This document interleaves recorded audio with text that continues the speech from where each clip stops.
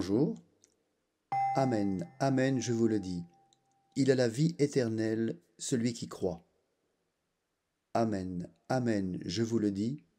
Il a la vie éternelle, celui qui croit. Par ces quelques mots, Jésus délivre à ses disciples le message fondamental de la vie chrétienne. L'expression Amen, Amen, je vous le dis souligne l'importance des paroles qu'il prononce. Ces paroles portent sur la vie et la foi. Ces paroles relient la foi à la vie et la vie à la foi. Arrêtons-nous un instant sur la deuxième partie de la phrase. Celui qui croit. Il y a là un sujet qui croit, c'est-à-dire qui met sa confiance en Dieu. Il y a là un acte de foi, l'exercice d'une volonté libre et tout à fait personnelle.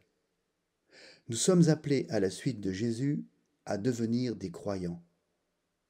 Le verbe croire, employé sans complément, ne désigne pas un moment fugitif, mais une action sur la durée. La foi, en effet, engage toute notre vie. Elle est une manière de vivre. Dans les mots employés par Jésus ici, on peut dire que la foi nous donne la vie.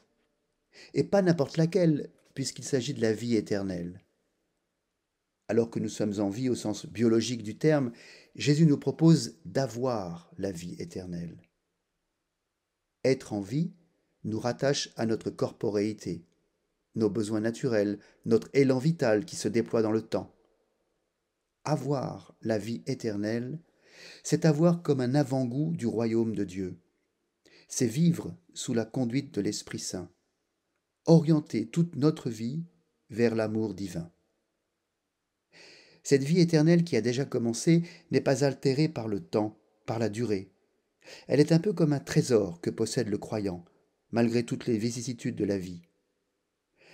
Voyez-vous, si nous sommes persuadés que cette vie éternelle nous est donnée dès à présent, dans la contingence de notre vie terrestre, notre rapport au monde change du tout au tout.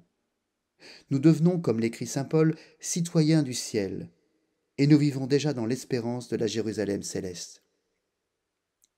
Ce rapport au monde nouveau, le chrétien est appelé à le partager avec ses frères, avec ceux qu'il croise sur son chemin.